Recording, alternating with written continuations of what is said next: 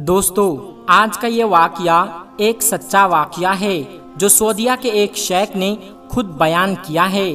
شیخ عباد کہتے ہیں کہ ایک آدمی نے مجھے کال کیا کہ کیا آپ ہمارے گھر آ کر ایک میت کو غسل دے سکتے ہیں؟ شیخ نے جواب دیا، ٹھیک ہے۔ شیخ صاحب اس جگہ پر چلے گئے۔ شیخ عباد کہتے ہیں کہ جب میں گیا تو وہاں کوئی گھر نہیں بلکہ ایک قلعہ تھا، ایک بہت بڑا قلعہ۔ مین دروازے سے داخل ہونے کے بعد بھی آپ کو 5 منٹ لگ جاتے تھے۔ آپ ذرا سوچیں کہ وہ کتنا بڑا گھر ہوگا۔ شیخ مین گیٹ سے اندر گئے تو اندر باغات وغیرہ اور سب کچھ تھا۔ شیخ عباد کہتے ہیں کہ جب میں گھر کے دروازے پر پہنچا تو وہاں ایک آدمی کھڑا تھا۔ اس نے مجھ سے بدتمیزی کے انداز میں کہا، اس راستے سے جاؤ، وہاں اندر سیڑھیاں ہیں اوپر جانے کے لیے۔ شیخ عباد تقریباً 60 سال کے بزرگ تھے۔ شیخ نے اس کی جانب دیکھا اور کہا، میں جا رہا ہوں۔ اس نے پھر سے کہا کہ آپ خود چلے جائیں گے یا میں کسی نوکر کو بلاؤں جو آپ کو لے کر جائیں گے؟ شیخ عباد کو ایسا لگا جیسے یہ وہی شخص ہے جس نے ان کو فون کر کے بلایا ہے، لہٰذا انہوں نے کہا کہ میں خود چلا جاؤں گا، مجھے کسی کی ضرورت نہیں۔ اس شخص نے دوبارہ سے کہا، اگر آپ کو راستہ معلوم نہیں ہے تو میں کسی نوکر کو بلا کر آپ کے ساتھ بھیج دیتا ہوں۔ شیخ نے اس سے کہا، دیکھو میں تمہارا کوئی نوکر نہیں ہوں، میں یہاں ایک مقدس فریضہ انجام دینے آیا ہوں جو میں فی سبیل اللہ کر رہا ہوں، یہ میں خود کروں گا یا پھر تم کسی اور شخص سے کہہ دو کہ وہ آ کر دے۔ اس شخص نے جواب دیا، ٹھیک ہے آپ جائیے۔ شیخ عباد کہتے ہیں وہ گھر اتنا بڑا اور صاف تھا کہ ٹائلز کے اندر آپ اپنا چہرہ دیکھ سکتے تھے۔ کہتے ہیں کہ اس کے بعد وہ اس کے بیڈ روم میں گئے، کافی بڑا تھا لیکن وہاں 2 سے 3 نوکروں کے علاوہ کوئی موجود نہیں تھا۔ شیخ عباد گئے تاکہ میت کو دیکھ سکے۔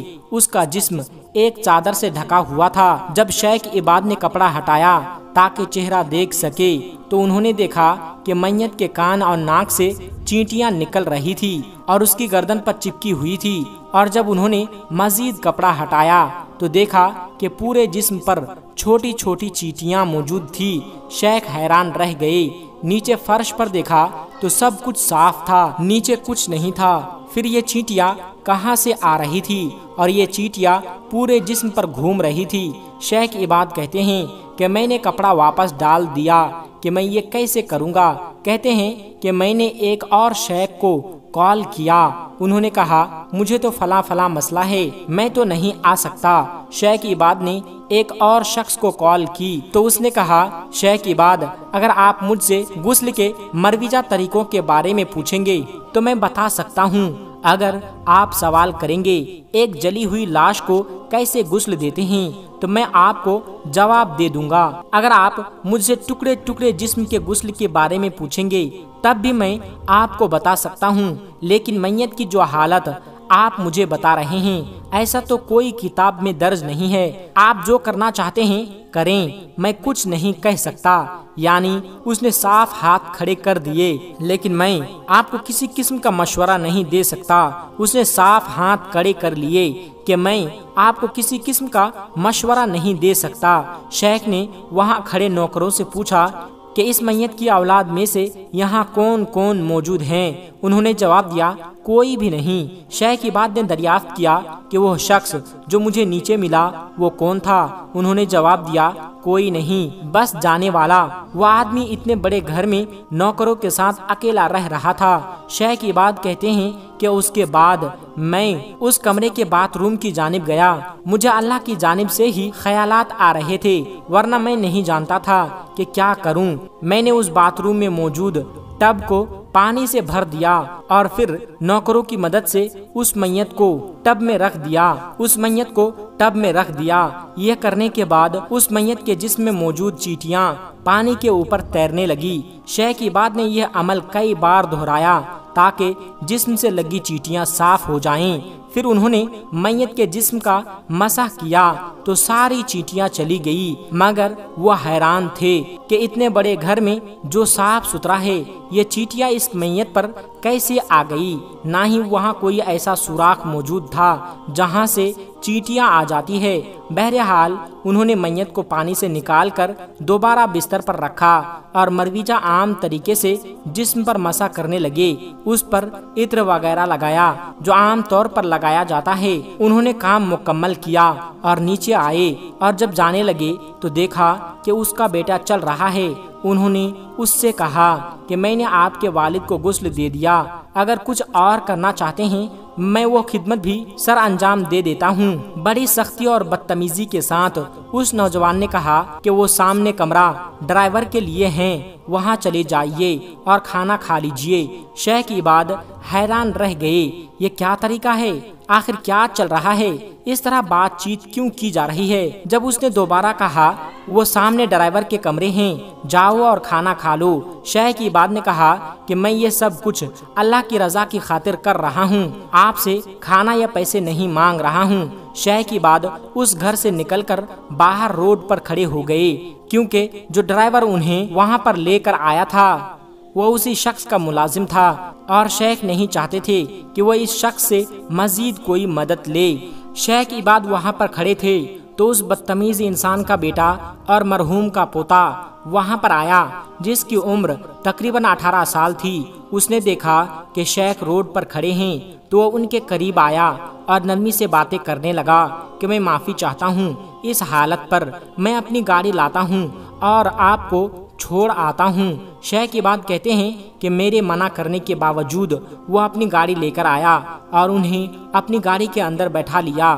عموماً انسانوں کی یہ عادت ہوتی ہے کہ جب وہ کچھ اچھا یا برا دیکھتے ہیں تو یہ جاننے کی کوشش کرتے ہیں کہ آخر اس کے پیچھے کی کیا وجوہات ہو سکتی ہے۔ چنانچہ شیخ عباد نے یہ جاننا چاہا کہ آخر یہ آدمی ایسا کیا کرتا تھا کہ اس کے ساتھ مرنے کے بعد بھی یہ سلوک ہو رہا ہے۔ شیخ عباد نے اس لڑکے سے کہا، سنو بیٹے، یہ شخص کون تھا جسے میں نے غسل دیا؟ اس نے جواب دیا کہ وہ میرے دادا تھے، ہم سبھی جانتے تھے کہ ان کے جسم سے چینٹیاں نکل رہی ہے، چنانچہ ہم ان کے قریب بالکل بھی نہیں گئے تھے کیونکہ ہم نہیں جانتے تھے کہ آخر کیا کیا جائے۔ شیخ عباد نے اس سے پوچھا کہ تمہارے یہ مرحوم دادا زندگی میں کیا کرتے تھے؟ کچھ لمحے خاموش رہنے کے بعد اس نوجوان نے کہا، شیخ، میرے مرحوم دادا اپنی زندگی میں اپنی والدہ کے اوپر ہاتھ اٹھایا کرتے تھے، کسی کی بھی عزت کیے بغیر وہ اپنی ماں پر تشدد کیا کرتے تھے۔ شیخ عباد کہتے ہیں کہ میں نے یہ سن کر حیران رہ گیا کہ آخر کوئی زندہ آدمی ایسے ذلیل حرکت بھی کر سکتا ہے۔ اس لڑکے نے مزید بتایا کہ میرے دادا کی ماں کے چہرے پر زخم تک نظر آیا کرتے تھے، ان کے چہرے، آنکھوں، ہاتھ پر مستقل زخموں کے نشان رہتے تھے۔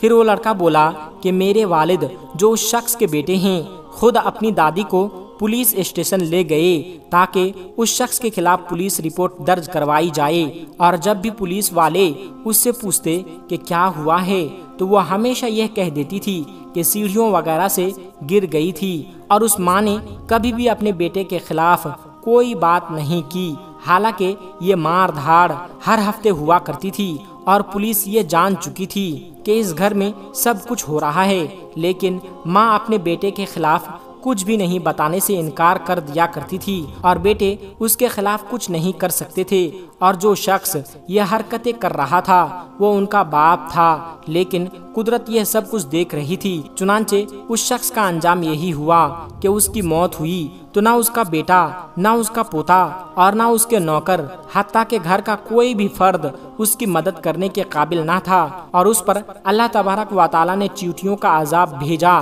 کوئی نہیں جانتا تھا کہ یہ چیٹیاں کہاں سے آئی ہے اور کیسے اس کے جسم کا کاٹ رہی ہے۔ ایک حدیث میں آتا ہے کہ مردے کی ہڈیاں توڑنا ایسا ہے جیسے کسی زندہ کی ہڈیاں توڑنا، یعنی مردہ بھی وہی درد محسوس کرتا ہے جو کسی زندہ آدمی کو ہوتا ہے۔ تو ذرا اس شخص کے بارے میں سوچئے کہ اس شخص کے ناک اور کان اور آنکھوں سے چیٹیاں باہر نکل رہی تھی۔ اندر جا رہی تھی اس کے پورے جسم پر کاٹ رہی تھی، اس پر کیا گزر رہی ہوگی۔ ایک زندہ آدمی تو چیخ کر اپنا درد بیان کر سکتا ہے، لیکن مردہ تو کچھ نہیں کر سکتا۔ ہاں، مگر درد کا احساس وہی موجود ہے۔ چنانچہ اس بات پر تو تمام علماء کا اتفاق ہے کہ اپنے والدین کے ساتھ کسی بھی قسم کے سلوک کا انجام آپ نہ صرف آخرت بلکہ دنیا میں ہی دیکھتے ہیں۔ اللہ تبارک و تعالیٰ سے ہر دم یہی دعا رہنی چاہیے کہ جب تک ہمارے والدین زندہ ہیں ہمیں ان کی خدمت کرنے کی توفیق دے، اور جب وہ اس جہاں سے چلے جائیں تو ہمیں ان کے لیے صدقہ جاریہ بنا دے۔ اگر آپ کے دل میں یہی صدا ہے تو کمنٹ سیکشن میں آمین ضرور لکھیے گا۔ دوستو، آج کی ویڈیو میں بس اتنا ہی، ملتے ہیں ایک پھر نئے ویڈیو کے ساتھ۔ تب تک کے لیے آپ اپنا اور اپنوں کا بہت زیادہ خیال رکھیے گا۔ السلام علیکم ورحمۃ اللہ وبرکاتہ۔